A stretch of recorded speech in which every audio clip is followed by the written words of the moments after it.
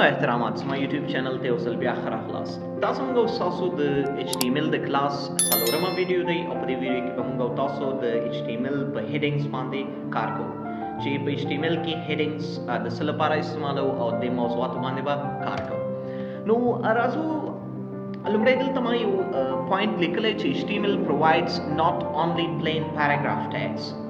but 6 separate header tags to indicate headings of various sizes and thicknesses, enumerated as heading 1 through heading 6. Heading 1 has the largest and thickest text, while heading 6 is the smallest and thinnest, down to the paragraph level. ګورئ د دې پوینټ دا مطلب دا دی چې HTML کې یوازې موږ سره دغه پلین ساده پیراګرافونه موجود نه دي بلکې موږ تاسو کولی شو چې شپږ هیډر څخه هم استفاده وکړو چې دوی کې بیا هر یو خپل ځان ته سایز لري او هر یو خپل ځان ته تکنس یا ډبلوالی لري چې په دوی کې چې کوم دی بیا لومړنی هیډینګ 1 چې کوم دی دا تر ټولو لوی سایز لري او تکنس هم لږ زیات دی او هیډینګ 6 چې دی بیا تر ټولو وړوکی یا کوم چې تر ټولو کمزوری ټکسټ وي یا زموږ ډېر هغه وي لیول یې موږ ښکته راوړل غواړو بیا کولی شو د هیډینګ 6 څخه استفاده وکړو او بله خبره دا دی چې هیډینګز can be used to describe the topic they precede and they are defined with the tag h1 ګورئ کله چې هم موږ تاسو غواړو د h1 یا هیډینګ څخه استفاده کوو نو دغسې طریقې سره موږ تاسو کولی شو لومړی به انګل براکټ اچوو انګل براکټ اچول نه وروسته h به لیکو او کم هیډینګ چې اخیستل غواړو هماغه نوم به ورته لیکو که چیرې هیډینګ 1 اخیستل غواړو h به لیکو او 1 به ورسره لیکو او to h6 تر h6 پورې هیډینګ 6 پورې موږ سره هیډینګ موجود دي او دغه طریقه ده چې د دې لارې موږ کولی شو چې h1 define کو او h1 defines the most important heading h1 چې دی موږ سره تر ټولو مهمه ټکس چې کوم دی یا کله چې غواړو چې یو ټکس تر ټولو غټ راشي نو heading 1 څخه استفاده کوو او h6 چې دی the least important heading دا چې دی که چیرې موږ یو ټکس دی موږ وایو چې تر ټولو امپورټنټ نه دی یعنې سایز یې لږ اوسي نو کولی شو بیا د h6 څخه استفاده وکړو بل ډیفاین کولو طریقه خو ما تاسو ته مخکې هم وښودل لومړی به انګل براکټ اچوو هغې نه وروسته به اچ لیکو او کوم هیډینګ چې راوړل غواړو هماغه نمبر به لیکو که چیرې هیډینګ 2 راوستل غواړو 2 به ورته لیکو که چیرې هیډینګ 3 اخیستل غواړو 3 به ورته لیکو همداسې که چیرې هیډینګ 4 اخیستل غواړو 4 به ورته لیکو هیډینګ 5 نو 5 به ورته لیکو همداسې هیډینګ 6 به ورته لیکو هغې نه وروسته به انګل براکټ بندو او دلته چې زموږ کوم ټکس دی کوم چې موږ غواړو په دې هیډینګ کې ښکاره شي نو هغه به دلته ورته لیکو بیا به د هیډینګ چې کوم کلوزینګ ټیګ دی دا به ورته اچوو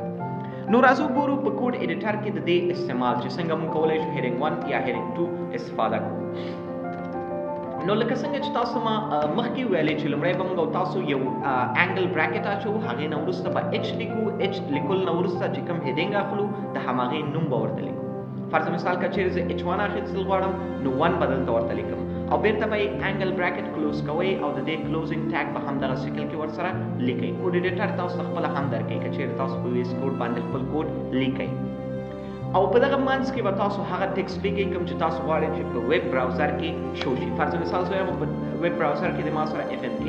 ټیک شو شي نو زه راځم FMK ټیک ورته لیکم هغې نه وروسته به همدغه خپل فایل په ویب براوزر کې اوپن کړم نو راځم دغه فولډر کې ما سره دا فایل موجود دی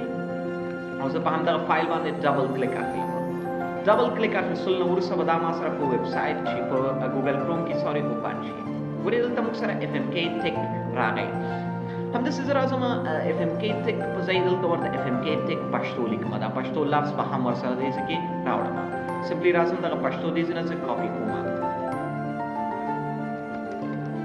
او دا ټکسټ اچوم اوس که چیرې زه غواړم نورې هیډینګ یې واخلم یعنې تر هیډینګ 6 پورې نو سمپلی تاسو راځئ دغلته 2 ورته ولیکئ که چیرې 2 اخیستل غواړئ کنټرول بټن کلک ونیسئ کوم بل هغه هم سلیکټ کوئ دلته هیډینګ 2 ورته وایم او زه راځم دا ټول بدلول غواړم نو کنټرول بټن دلته هم الټ بټن کلک ونیسئ او دلته هم پریس کړئ یو کلیک واخلئ سوري دلته نه بلکې دغه ساحه کې او زه وایم دې دواړو کې د 3 ولیکل شي نو تاسو کولی شئ سمپلی زه وایم دغه او دې ساحه کې باید هیډینګ 4 ولیکل شي نو ساحه سلیکټ کړئ 4 ورته ولیکئ همداسې تاسو کولی شئ د دې په ځای ورته هیډینګ 5 دې نه وروسته موږ سره هیډینګ 5 دی نو 15 ورته لیکم دې نه وروسته لاست ون چې کوم دی هیډینګ 6 دی نو تاسو ته به دې اندازه هم معلوم شي چې د هر یو هیډینګ چې کوم څومره اندازه دی هغه څومره دی نو زه دا سیف کوم کنټرول اس سره او خپل ویب براوزر ته راځم او ویب براوزر د F5 بټن سره د کیبورډ څخه ریفریش کوم. نو ګوري هر یو ټیکسټ چې کوم دی موږ سره په مختلف